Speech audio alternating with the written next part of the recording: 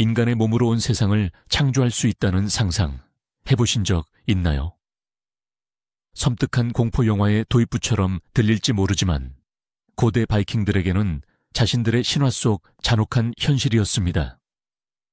오늘은 세상에서 가장 잔혹하면서도 기발한 창조 신화 중 하나, 즉 거인 이미르의 시신으로 우주가 문자 그대로 어떻게 만들어졌는지에 대한 이야기에 깊이 파고들어 보겠습니다. 그리고 이 세계 창조의 방식은 여러분이 상상하는 것보다 훨씬 더 잔혹할 겁니다. 자, 그럼 상상해 보세요. 우리가 알고 있는 모든 것들이 존재하기 전에는 아무것도 없었습니다. 정확히 말하면 긴눈가가프라고 불리는 거대한 공허만이 존재했죠. 그 거대한 공허의 가장자리에는 두 개의 왕국이 자리하고 있었습니다. 한쪽에는 불꽃과 뜨거운 열기로 가득 찬 불의 나라, 무스페레임이 있었고, 다른 한쪽에는 차가운 냉기와 안개에 뒤덮인 얼음의 나라, 니프레임이 있었죠. 무스페레임의 자결하는 열기가 니프레임의 얼음과 맞닿자 얼음은 녹아내리기 시작했습니다. 그리고 이 녹아내린 물에서 최초의 생명체 서리거인 이미르가 태어났습니다. 이미르와 함께 나타난 암소 아우둠라는 자신의 저주로 이 거인을 길러냈습니다. 자, 태초의 거인 이미르와 암소 아우둠라가 있었습니다. 우주가 시작될 무렵 이 둘은 참으로 기묘한 한 쌍이었죠. 이미르의 생명은 온전히 암소에게 달려 있었습니다. 암소의 젖에서는 4줄기의 젖이 끊임없이 흘러나왔고, 이 젖은 거대한 거인을 배불리 먹이고도 남을 양이었습니다. 그렇다면 아우둠라는 무엇을 먹고 살았을까요? 주변에는 풀 한 폭이 없었고 오직 끝없이 펼쳐진 소금 얼음뿐이었습니다. 암소는 암소가 하는 일을 했습니다. 혀로 핥는 것이었죠.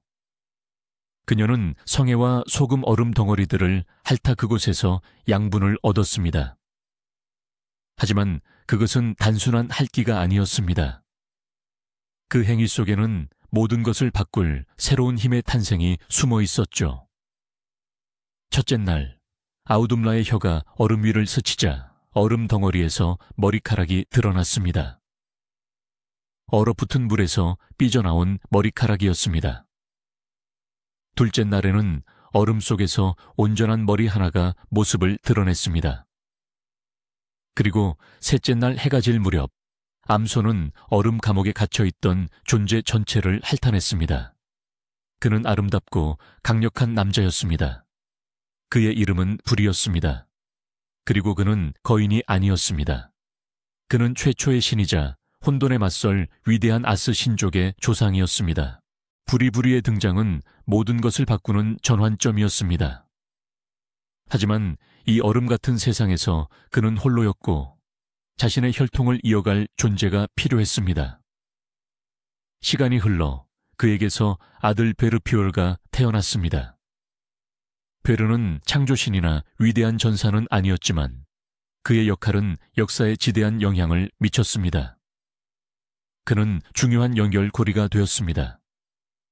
베르는 거인 벨토른 벨톤의 딸인 여거인 베스틀라 베스틀라와 혼인했습니다.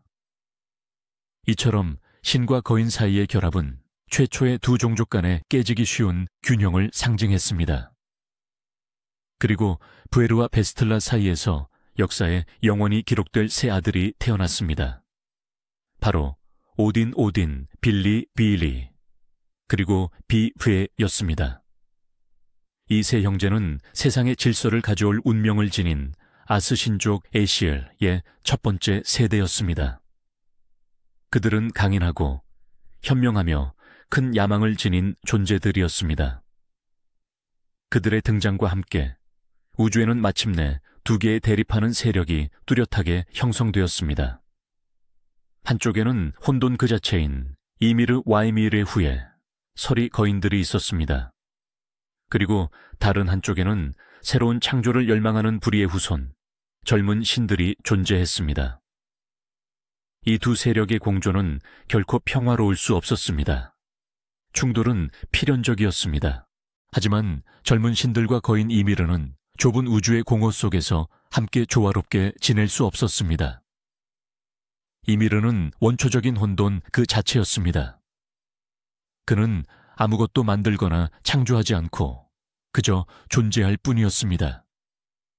그가 잠들어 있는 동안 그의 몸에서는 잡초처럼 끊임없이 새로운 서리거인들이 태어났습니다. 이들은 야만적이고 거칠며 통제 불가능한 존재들이었습니다. 오딘과 그의 형제들은 이를 보며 깨달았습니다. 이런 토대 위에서는 결코 조화로운 세상을 만들 수 없다는 것을요. 그들이 어떤 질서의 싹을 틔우려 해도 맹목적이고 무자비한 이 원시적인 힘에 의해 즉시 집어삼켜질 것이 분명했습니다. 혼돈은 단순히 억제하는 것만으로는 부족했습니다. 그것을 완전히 소멸시켜야만 했습니다. 그리하여 형제들은 우주 역사상 가장 끔찍하고도 운명적인 결정을 내렸습니다. 창조의 시작을 열기 위해서는 먼저 그 모든 것의 근원, 즉 혼돈의 태초를 죽여야만 한다고 말입니다. 질서가 탄생하기 위해선 혼돈이 죽어야만 했습니다. 그리하여 세 신형제, 오딘, 빌리, 배는 만물의 시조인 이미르와 격돌했습니다. 이것은 권력이나 영토를 위한 싸움이 아니었습니다. 애초에 그 어떤 것도 존재하지 않던 시절이었으니까요. 이것은 창조와 혼돈 간의 근원적인 대결이었습니다. 이미르는 거대했으며 그의 힘은 원시적이고 걷잡을 수 없는 자연재해와 같았습니다. 하지만 신들에게는 이성과 의지, 그리고 확고한 목적의식이 있었습니다. 그들은 맹렬히 싸웠고 마침내 거인을 쓰러뜨리는데 성공했습니다. 이것이 우주에 기록된 최초의 살인이었습니다. 모든 것의 시작이었던 거인 이미르는 자신들의 피를 이은 비록 먼 후손들이었지만 그들의 손에 쓰러졌습니다. 무한한 공허 위에 드리워진 정적은 그의 상처에서 솟구쳐 나온 피의 소리로만 깨졌습니다. 우주의 거대한 드라마는 이 형제 살해의 행위로 시작되었으며 미래 세계의 근간에 희생과 폭력이라는 모티프를 심어 놓았습니다. 이미르의 죽음은 둑이 터진 것과 같았습니다. 셀 수 없는 그의 상처에서 뿜어져 나온 피는 거대한 홍수가 되어 모든 위대한 공허를 휩쓸었습니다. 말 그대로 우주적인 규모의 피의 대홍수였죠. 이미르에게서 태어난 서리 거인들은 이러한 상황에 대비할 수 없었습니다. 본래 냉기와 얼음의 존재였던 그들에게 조상의 뜨거운 피는 치명적인 재앙이 되었습니다. 거의 모든 서리 거인들이 이 핏빛 강물에 휩쓸려 질식사하고 익사했습니다. 오직 한 쌍만이 살아남을 수 있었습니다. 베르겔미르라는 거인과 그의 아내는 서둘러 나무 상자의 몸을 피했고 이 상자는 그들에게 방주 역할을 했습니다. 이 임시방편의 배에서 그들은 대홍수가 지나가기를 기다렸습니다. 이 한 쌍의 거인으로부터 모든 후대 거인족, 즉 신들의 영원한 적수인 요툰들이 탄생했습니다. 그리하여 첫 번째 거대한 전쟁은 한 종족의 거의 완전한 대량 학살로 막을 내렸습니다. 피의 홍수가 가라앉자 신들 앞에는 장엄한 광경이 펼쳐졌다. 세상의 공허 한가운데에는 생명 없는 이미르의 거대한 시체가 놓여 있었다. 혼돈은 쓰러졌으나 그 자리에는 오직 공허와 잔해만이 남았다. 바로 그때 형제 신들에게는 기발하면서도 섬뜩한 계획이 떠올랐다. 그들은 단순히 시체를 처리하는 것에 그치지 않고 그것을 건축 재료로 사용하기로 결정했다. 말 그대로였다. 그들은 이미르의 거대한 몸을 긴눈가가프의 한가운데로 끌고 갔다. 이는 우주에서 가장 위대한 건설의 시작이었다. 승리한 신들은 도살자 신들로 변모하여 그들의 조상을 해체할 채비를 갖추었다. 그의 조각들을 마치 조립블록처럼 사용하여 새로운 세상을 조립하려 했다. 위대한 창조는 위대한 모독과 함께 시작되었다. 가장 먼저 신들은 살을 다루기 시작했습니다.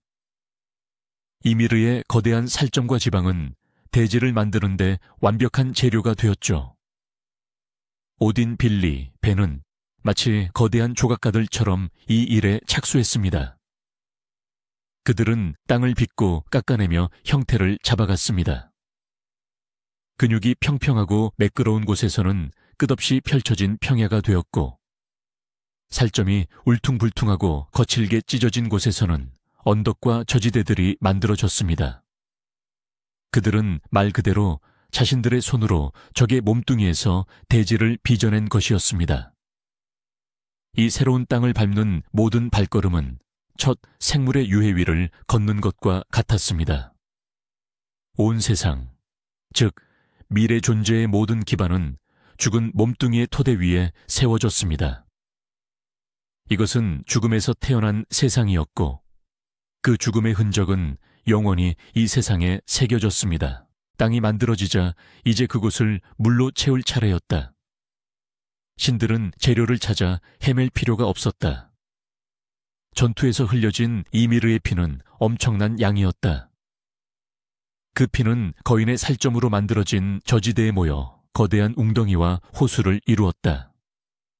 신들은 이 핏빛 강물들을 이끌어 강줄기를 만들고 미래의 바다와 대양을 위한 깊은 분지를 파냈다. 작은 시냇물에서부터 끝없는 대양에 이르기까지 행성의 모든 물은 그들의 첫 번째 적의 피로 만들어졌다. 이 피는 만들어진 땅을 고리처럼 둘러싸 질서의 세계를 혼돈의 외부 세계와 남은 거인들로부터 분리하는 넘을 수 없는 장벽이 되었다. 생명의 상징인 물은 북유럽 신화에서는 본래 죽음과 폭력의 상징이었다. 살과 피로 이루어진 듯한 평평한 땅과 핏빛 바다는 어딘가 미완성 같았다. 세상은 입체적인 지형이 없어 밋밋하고 단조로웠다. 그때 신들의 눈길은 이미르의 거대한 해골로 향했다. 그 뼈들은 산을 만들어낼 완벽한 재료였다. 형제신들은 이미르의 넙다리뼈, 갈비뼈, 척추뼈를 가져와 부드러운 대지의 살점에 꽂아 넣었다. 그러자 뚫을 수 없는 산맥과 뾰족한 봉구리들이 하늘을 향해 치솟았다. 뼈가 클수록 산은 더욱 높이 솟구쳤다. 하늘을 꿰뚫을 듯한 이 뼈 봉구리들은 장엄하면서도 웅장하고 거친 풍경을 자아냈다. 그것들은 단순히 세상을 장식하는 것을 넘어 새로이 창조된 세계를 튼튼하게 지탱하는 일종의 뼈대 역할을 했다. 이제 세상의 풍경은 밋밋한 평지에 불과했던 것이 아니었다. 모든 암석 하나하나가 그 밑바탕에 깔린 거인의 뼈대를 상기시키는 복잡하고 다층적인 구조를 갖게 된 것이다. 거대한 뼈들로 웅장한 산들을 만들고 나서도 신들에게는 수많은 작은 뼈 조각들이 남아 있었다. 그것들은 이미르의 이빨, 턱뼈 파편, 그리고 부서진 관절들이었다. 이토록 귀중한 재료를 버리기엔 너무나 아까웠다. 신들은 지혜로웠다. 그들은 이 모든 조각들을 모아 대지 곳곳에 아낌없이 뿌렸다. 그리하여 거대한 바위들, 작은 돌멩이들, 그리고 해변의 자갈들이 세상의 모습을 드러냈다.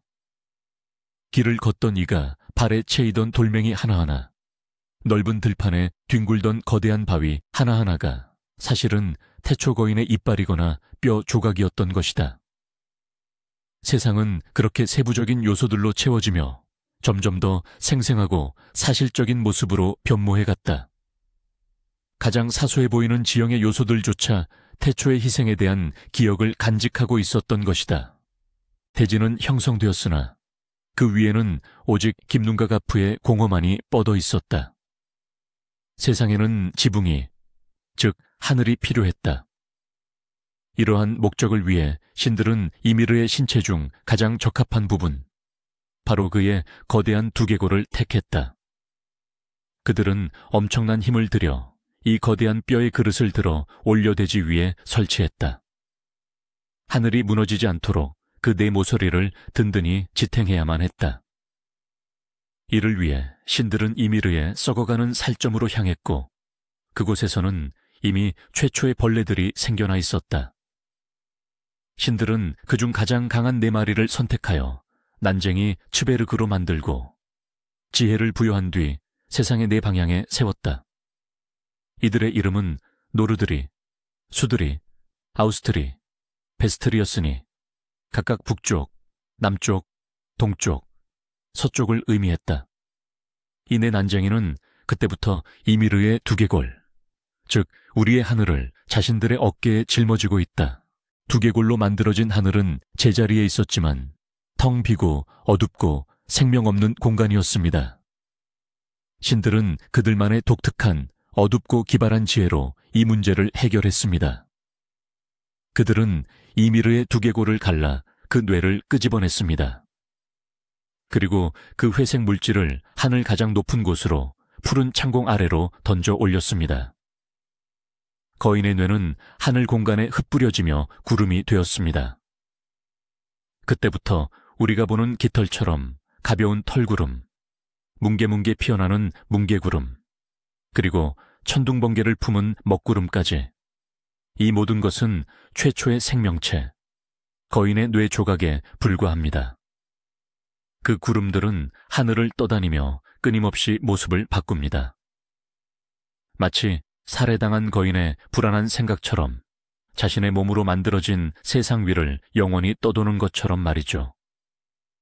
이것은 하늘에 단순히 아름다움만을 부여한 것이 아니라 깊고도 불안한 의미를 더했습니다. 천지가 창조되고 거대한 산들이 솟아났으며 바다는 넘실거리며 해안을 어루만졌습니다. 하지만 지표면은 여전히 텅 비어 생명이라곤 찾아볼 수 없었죠. 그곳은 식물 하나 없는 말 그대로 죽은 땅이었습니다. 신들은 다시 이미르의 몸에서 해답을 찾으려 했습니다. 그들은 이미르의 머리와 몸을 뒤덮었던 길고 빽빽한 털을 뽑아냈습니다. 그들이 털 뭉치를 던진 곳마다 울창하고 빽빽한 숲이 자라났고 털이 성긴 곳에는 싱싱한 풀로 뒤덮인 너른 초원이 펼쳐졌습니다. 심지어 바위 위에 돋아난 아주 작은 이끼조차도 신화에 따르면 한때 거인의 몸에 있던 털 한 올이었다고 전해집니다. 이렇게 세상의 모든 식물, 거대한 나무에서부터 보잘것없는 작은 풀 한 포기까지 모두 죽은 이미르의 털에서 비롯된 것이었습니다. 세상은 죽은 물질에서 생명을 얻어 말 그대로 다시 태어난 것이었죠. 세상은 거의 완성되었지만 여전히 어둠 속에 잠겨 빛이 부족했습니다. 그러자 오딘과 그의 형제들은 태초부터 존재했던 불의 왕국 무스페레임으로 시선을 돌렸습니다. 그곳에서는 끊임없이 불꽃과 뜨거운 불씨가 뿜어져 나오고 있었습니다. 신들은 이 불꽃 조각들을 붙잡기 시작했습니다. 가장 크고 밝은 불꽃들은 하늘에 고정시켜 태양과 달을 만들었습니다. 그것들은 일정한 순서에 따라 하늘을 움직이며 낮과 밤을 번갈아 측정하도록 정해졌습니다. 더 작은 불꽃들은 신들이 그저 하늘 전체에 뿌려 놓았고 그렇게 별들이 생겨났습니다. 이제 우주는 더 이상 암흑만이 가득한 공간이 아니었습니다. 수많은 빛으로 반짝이며 세상의 빛과 따뜻함, 그리고 시간을 측정할 수 있는 능력을 선사했고 혼돈을 질서 잡힌 체계로 바꾸어 놓았습니다. 세상은 창조되고 빛을 얻었지만 신들은 여전히 이 세상이 안전하지 않다는 것을 깨달았습니다. 대지의 가장자리, 즉 나중에 요투네임이라 불리게 될 차가운 황무지에는 살아남은 거인 베르겔미르의 후손들이 몸을 숨기고 있었습니다. 이 요툰들은 신들에게 깊은 증오심을 품고 있었고 장차 펼쳐질 세상에 끊임없는 위협이 되었습니다. 대지의 중심, 가장 안락하고 비옥한 부분을 보호하기 위해 신들은 기발하면서도 상징적인 해결책을 고안했습니다. 그들은 다시 이미르의 잔해를 이용했습니다. 이미르의 빽빽하고 억센 속눈썹 혹은 다른 전승에 따르면 눈썹을 가져와 거대하고 난공불락의 성벽을 쌓았습니다. 이 성벽은 세상의 중앙을 에워싸며 안전한 공간을 만들었습니다. 이렇게 미래의 거주자들이 살아갈 곳이 생겨났고, 이곳은 중앙의 울타리 또는 중앙의 땅이라는 의미의 미드가르드라고 불리게 되었습니다. 세계 창조의 위대한 작업이 마무리될 무렵, 신들은 이미르에 썩어 남은 살점들 사이에서 움직임을 감지했다. 그 부패하는 물질 속에서 떠오르는 태양의 기운을 받아 수많은 하얀 벌레들이 꿈틀거리며 생겨났다. 그것들은 죽은 육체의 마지막 소산처럼 그 잔해 속에서 득실거렸다. 하지만 오딘과 그의 형제들은 그들을 단순한 기생충으로만 보지 않았다. 그 안에서 무한한 잠재력을 엿본 것이다. 신들은 이 생명체들을 소멸시키는 대신 새로운 목적을 부여하기로 결정했다. 그들은 벌레들에게 지성을 부여하고 인간과 닮은 모습을 주었으며 뛰어난 기술에 대한 깊은 열망을 심어주었다. 그렇게 드워프 또는 어둠 엘프라고도 불리는 존재들이 탄생하게 되었다. 그들은 땅의 살점에서 태어났기에 자연스럽게 땅속 깊은 동굴과 산에서 살게 되었다. 그리하여 온 우주에서 가장 숙련된 대장장이이자 뛰어난 광부가 된 것이다. 세상은 창조되었고 지하에는 난쟁이들이 살고 있었지만 아름다운 미드가르드 지상에는 아무것도 없었습니다. 어느 날 세 신, 오딘, 빌리, 그리고 배후기 신화에서는 오딘의 동반자로 회니르와 로두르가 언급되기도 합니다만 가 바닷가를 거닐고 있었습니다. 그들의 시선은 파도에 밀려 해변에 떠밀려온 두 그루의 나무에 닿았습니다. 하나는 물풀의 나무였고 다른 하나는 오리나무였습니다. 신들은 문득 자신들의 창조를 마무리할 아이디어를 떠올렸습니다. 그들은 이 생명 없는 두 나무 토막을 가져와 최초의 인간을 창조하기로 결심했습니다. 그들은 나무 줄기에서 자신들을 닮은 두 형상을 조각했지만 그 안에는 생명도 이성도 감각도 없었습니다. 그들 앞에는 그저 생명 없는 나무 인형들이 서 있을 뿐 자신들의 때가 오기를 기다리고 있었습니다. 위대한 세계 창조의 대업은 이제 그 절정에 다다르고 있었습니다. 그것은 바로 인류를 창조하는 것이었습니다.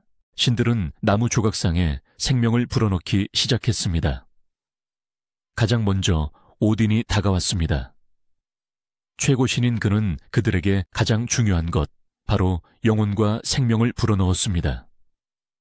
나무는 더 이상 단순한 나무가 아니었고 그 안에는 존재의 불꽃이 타오르기 시작했습니다. 이어서 두 번째 신인 빌리, 즉 회니르가 다가왔습니다. 그는 그들에게 이성과 움직일 수 있는 능력을 주었습니다. 조각상들은 의식을 얻어 생각하고 이해하며 공간을 이동할 수 있게 되었습니다. 마지막으로 세 번째 신인 비, 즉 로두르가 그들에게 인간의 모습과 함께 말, 듣기, 그리고 시력을 주었습니다. 그는 그들에게 피가 흐르게 하고 건강한 혈색을 더해 주었습니다. 그렇게 나무 조각상들은 감각을 지니고 소통할 수 있는 존재가 되었습니다. 물풀의 나무로 만들어진 남자에게는 아스크라는 이름이, 오리나무로 만들어진 여자에게는 엠블라라는 이름이 붙여졌습니다. 이 첫 번째 남녀로부터 모든 인류가 탄생했습니다. 신들은 그들을 미드가르드에 살게 하고 그들을 위해 정성껏 지었던 중간계 전체를 그들에게 맡겼습니다. 이 이야기 전체를 관통하는 핵심은 바로 그 잔혹한 논리와 엄청난 상징성입니다. 스칸디나비아 신화 속 세상은 다른 종교들처럼 신의 말씀 한마디로 무우에서 창조된 것이 아니었습니다. 이 세상은 문자 그대로 죽음으로 지어졌죠. 혼돈에 대한 폭력에서 생명이 탄생했고 질서는 살해된 괴물의 조각들로 빚어졌습니다. 이는 이후의 모든 신화의 전체적인 흐름을 결정짓는 요소가 됩니다. 이곳의 신들은 전능한 선인들이 아니라 그들 자신도 혼돈에서 나타났고 이 혼돈을 길들이기 위해 극단적인 조치도 마다하지 않는 엄격한 창조자들입니다. 그들이 그토록 공들여 지켜낸 인간 세상, 미드가르드조차도 그들의 첫 번째 희생물인 거인의 눈썹으로 만들어진 벽으로 보호받고 있습니다. 이것은 문명과 질서가 항상 야만적이고 원시적이며 매우 피비린내 나는 힘의 토대 위에 서 있다는 영원한 상기입니다.